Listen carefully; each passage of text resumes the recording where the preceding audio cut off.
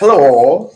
No matter how you are doing this, or who you are, or where you are seeing or listening to this, I appreciate you. I thank you. My name is C.Truth, host of Thermal Soundwaves and Indie Review. Today, we are doing something special. We're covering the Conchel International Film Festival happening in New York City, Queens, Forest Hills. Make sure you come on out, join us live. For more information, concheliff.com is where you go to get all the times and the dates and so forth. But right now, joining me, someone whom you will see out there, is a writer, dancer, teacher, educator, filmmaker, artist. She does so many different things. Her name is Tamika Guishard. Is that the right pronunciation? It's Guishard, so like not Guishard. Okay, Guishard. good. Guishard. Yeah. All right, gotcha. Yes, yes, yes. Welcome. Thank you for joining us. We appreciate you being here. Thank you for having me. Absolutely, absolutely. So, for those who are unfamiliar with you, you've done quite a whole cornucopia of things. Just a big list. You're well accomplished. Um, Tell us what it is that you're most concentrated in these days, because like I said, you have been a teacher, you writer, you have a dance background. So, tell us where you're at these days, right now. Okay, so these days I am really focused. Well, yeah, I think like most people, I am focused on mental health and just mental health overall.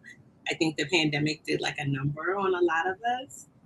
So my projects really tend to center mental health and healing, and Black women in these spaces particularly. So, the past 2 years have been quite traumatic. And I really kind of got into, ways that we heal, accessible ways. Like, not everyone necessarily can get to a therapist or, has the bandwidth to do a whole bunch of like research or what have you. So, like, what are the ways that are like there for us that we can just kind of tap into and unpack some of the things that we've been surviving, but again, always toward healing. So I'm developing a project, a fictional project called Brainwash. We have a really exciting event coming up, like actually right before Conchel, where we'll be like talking about the story and the three women who are kind of representing the three parts of the brain. That are primarily involved in PTSD, and it's going to be the Zuckerman Institute, which is Columbia University's Center for Mind, Brain, Behavior. And then this project that's at Conchel, which we're really excited about, Forget Me Not, it's nonfiction. And, it centers a Black woman who has gone through the PTSD of having her sister, shot outside of the White House. But then she, has this really transformative experience at the African burial ground, Lower Manhattan's African burial ground, which is the country's largest. And she says, this is a step toward healing, just to be here and be amidst the ancestors in this community that is not in a lot of textbooks. So, that's kind of where my mind is. And that's also just ironically what dance does for me as well. So that's kind of like my personal way to kind of self-soothe. Gotcha. What happened first? Was it dance? Was it film writing? What was the first intro for you into the world of art? Into the world of Art. art. Well, funny enough, I got introduced. It was dance first. I got introduced to dance through gymnastics. I would, Okay. that's how, oh my gosh, like I get like so verklempt to see like Simone Biles and Jordan Childs, because like I was doing it like back in the 80s when like, we were like very few with like Afro hair, you know what I mean? Right. Like getting points deducted, so Right. It was just one back then, right? I forget her name. Dominique Dawes. Yes, Dominique Dawes. It Yeah, was just her. That was it. yeah. So, um, So by doing gymnastics at the Brooklyn Y here in New York City, we also had to take ballet, and then that was kind of my foray into dance. And I did dance in junior high school. I went to a magnet school in Bushwick called Schuyler. And then I went on to do just like dancing and stuff at boarding school. I went to boarding school in Andover, Massachusetts. I always kind of kept up. I just loved dance. And then when I got to college in Philly at Penn, I was in the only African drum and dance troupe in the Ivy League at the time. And that's what really kind of like exploded my mind in terms of how potent and powerful our culture is. And again, these accessible ways that communities have really leaned into over like millennia, in honoring their bodies and honoring their minds and honoring their connection with the earth. Rhythm and dance has always been, and drumming, has always been germane to so many indigenous communities. So yeah, my introduction was dance and movement by way of gymnastics. Gotcha. Now, from that background, what are some of the things and the pieces that you've taken from dance or gymnastics and you were able to use in your writing and in your filmmaking?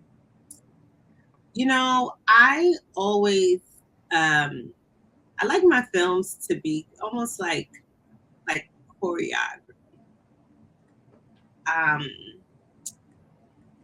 Like I like fluidity. I like to interweave different modalities rhythmically. So, like, for example, the short film that we're going to be screening at the Columbia Zuckerman event is called Jackie. And the visual treatment for it was really like a boxing match. Because, like, I was watching, like, a lot of boxing with my dad, and just, like, it looks like a dance, like the ring, like, like the bobbing and weaving. So, I instructed the talent, like, we're women, fighting with words essentially. So like, react to it as you would a jab, but like emotionally, you know what I mean? Like, so that was kind of like and then even when they did kind of physically confront each other, it was always like filming a ballet. So that is kind of an undercurrent in any of the pieces that I kind of visualize. I'm always kind of thinking about the blocking and the choreography, and even just like the placement of talent in the space around each other. But Forget Me Not was unique in that, like, that none of that was there. It was like a complete kind of like, what do they call it, a happy accident, the piece. So that's Right. really like Right. that, like, it's gonna be on a big screen because like we didn't plan any of that, and it just kind of happened. Gotcha. I'm C.Truth, host of Thermal Soundwaves and Indie Review, and we're covering the Conchel International Film Festival happening this year out in Forest Hills, Queens, live in the flesh. So come on out, join us. You'll see people like Tamika there, covering and doing all of her work, and you could get a chance to talk to her and get some advice or information, or maybe one day being in her film. You never know. This is what networking can do for you. So make sure you come out for more information. It's right there below the screen, ConchellIFF.com. And for those who are unfamiliar what the film festival is about, it celebrates creative voices like Tamika's of indie and student film directors and writers from the Caribbean diaspora whose work inspire social change and just inspiration in general. So make sure you get involved with Conchel International Film Festival and come on out. We definitely want to see you. You have a heritage of St. Kitts and Nevis, right? Yes, Nevis. Excuse me, Nevis. How much of an influence is that within your work itself? I love being from St. Kitts and Nevis for a slew of reasons. One of the reasons that I'm most proud of, and I think kind of injects itself into my credo as a filmmaker is that, and we're all independent filmmakers. And St. Kitts and Nevis happens to be the smallest independent country in the Western Hemisphere. So between the two islands, there's like a population of like just over 50,000. And, I think that's just like a badge of honor. Like, when you think about the folks who have come out of St. Kitts and Nevis, like Alexander Hamilton, like, Cicely Tyson, Farrakhan has lineage there, Mike Tyson has lineage there. And just to be so small but mighty. And I think that is, that is how independent filmmakers essentially rock. You know what I mean? Like, we're just like a voice, but we know we have a purpose. And, you're just like this entity, and it can feel very siloed, but at the same time, you have these like tentacles, which end up being your work. And I feel like St. Kitts and Nevis is like the epitome of that. So, it kind of, when I'm kind of like, oh, well, I'm just so small. Well, St. Kitts and Nevis is like that too. The other areas that you haven't necessarily gotten into yet, as far as your art, that you would like to dive into, either in the film world or other particular places in entertainment? Well, I have a really kind of earnest passion for indigenous cultures and communities. When I taught 7th grade social studies, which is here in New York City. You have to teach like the Ice Age through the beginning of the I remember. I grew up in Brooklyn, so I remember. Yes. So, I learned so much about indigenous communities here in the United States in that time period. And I have just so much to unpack. I would love to work with indigenous filmmakers. Like I have projects in my mind that really kind of juxtapose Black American experiences and Native American experiences. And I love like reservation dogs. And I did a short documentary that did kind of dive into like Native American treaty rights activism and some of the ways that the Black Power movement impacted that movement. But there's so many other ideas that I have that I really love to like to get into, because I just feel like, especially like the Black community and indigenous American community has so much to learn from each other. So that's something that I'm excited to get into.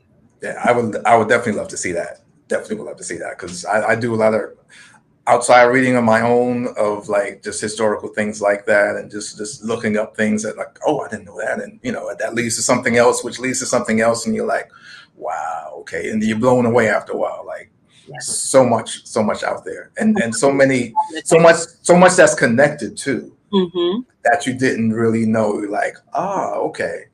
Yep. A lot of similarities and similar worlds, and you see that a lot with food. Yes. Like a lot of similarities with the food, which is where people are connected, and you see that, oh, okay, well, there's rotis and burritos and such that are really similar because the people are similar and they're connected in ways that you see throughout their food. But that's a whole other story. Anyway. And I'm a big foodie, so you speaking my language. Yes, no doubt.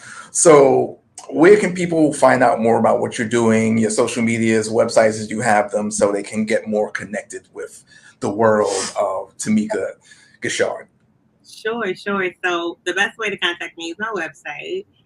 So it's Guishard Films. You spell my name Gu is hard. So GUISHARD films.com. And same for my email, guishardfilms@gmail. And those are the best ways to stay in touch with what I'm doing. And for those who are coming up, those particular young people, in particular young ladies who may want to get into the film world and not just be in front of the screen, in front of the camera, those who may want to do work behind the camera, either directing, producing, writing, and so forth, which doesn't really get talked about a lot. It's always about, be in front of the camera, actor. But there are other element. So what would you say to them who are thinking about that or coming up, or who may not see a lot of people like yourself who are doing it and don't have that connection, so to speak? I would say that your people are out there. Like I think this industry can feel very, very siloed, especially when you are a Black woman. I mean, it's getting like, you're seeing more now, but I think that it can just feel very low. But one thing that I've learned is that there are other women of color behind the camera. You just have to look for them and make relations. You know what I mean? Like leverage the internet, because everyone wants to build community. And I would say, when you feel like, okay, well, I'm the only one in my class, or I'm the only one on this set, or I'm the one, yeah, and that may be true, but there are other women of color, Black women behind the camera, maybe across state lines. And now we have the internet, you know what I mean? So I would say, just be proactive about building community and building relationships horizontally. Because again, this industry can make you feel like you just got to always keep pulling and going up vertically. But those relationships, those lateral relationships, are gonna feed you in ways that you just couldn't imagine, and you end up doing a movie together years later. So I would say find your people, and in the meantime, do the work that's important to you. And the stories that only you can tell. And then when you find your people, they're gonna believe in you, and they're gonna believe in those stories. So Absolutely, definitely. Take that advice. Make sure you listen to that. Read credits. Find out who some of the people are in those credits, and you'll like, oh, I didn't know this person did that, or this person was here. They may be right there in your city, yeah, or from your city, like you didn't even know that. So definitely check that out. But I want to thank you. Tamika Guishard is someone you will not forget, even though her piece is called Forget Me Nots. That's definitely appropriate. This is an appropriate title because you won't forget her once you see all the work that she's done. And make sure you come out and join us for the Conchell International Film Festival this year, happening in person, in the flesh, Forest Hills, Queens, New York City. For more information, ConchellIFF.com is where you go. It's right there beneath the screen. But for those who may be listening to this, ConchellIFF.com. Thank you once again, and looking forward to the stuff that you're doing in the future.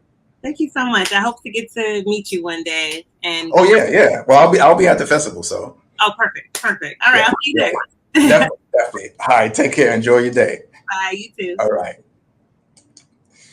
Yes, indeed. C.Truth, host of Thermal Soundwaves in your review, and we'll have some more coming to you from the Conchell International Film Festival.